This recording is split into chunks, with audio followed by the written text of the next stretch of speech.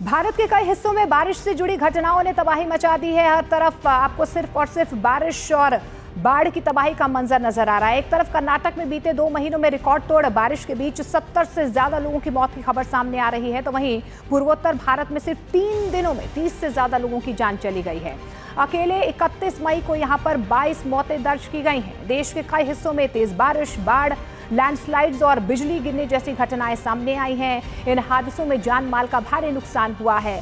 आपदा राहत बल दिन रात यहां पर रेस्क्यू ऑपरेशन चला रहा है, बचाव कार्यों में जुटे हुए हैं। अप्रैल से मई महीने तक कर्नाटक में औसत से 197% ज्यादा बारिश हुई है। मई महीने में 125 वर्षों में सबसे ज्यादा प्री मानसून बारिश दर्ज की गई है। सिर्फ अप्रैल मई के बीच 48 लोग बिजली गिरने से मारे गए हैं, ये खबर निकल कर आ रही है। इसके अलावा पेड़ गिरने, दीवार ढहने, डूबने और करंट लगने से भी जाने गई हैं।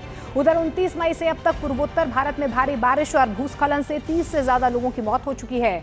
अरुणाचल प्रदेश के ईस्ट कामेंग जिले में एक ही परिवार के 7 लोगों की मौत हो गई है। जीरो कामले रोड पर भी लैंडस्लाइड में 2 मजदूर मारे गए हैं। असम की बात कर लेते हैं। असम के 11 जिलों में बाढ़ से 26,000 से ज्यादा लोग प्रभावित हुए हैं।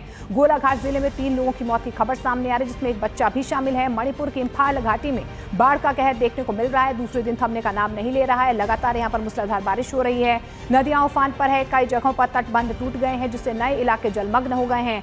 कर्नाटक में 15,000 हेक्टेयर से ज्यादा फसल बर्बाद हो चुकी है, जिसमें कृषि और बागवानी दोनों क्षेत्रों को भारी नुकसान हुआ है। इस बीच मुआवजा वितरण की प्रक्रिया जारी है। राज्य में 700 से ज्यादा पशुओं की मौत हो चुकी है। 2000 से ज्यादा मकान क्षतिग्रस्त हुए हैं। इनमें से ज्यादातर मामलों में मुआवजा दिया जा चुका है। कर्नाटक के 14 बड़े जलाशयों में जल संग्रह क्षमता का 35% पानी भर चुका है, जो पिछले साल इसी समय 20% था।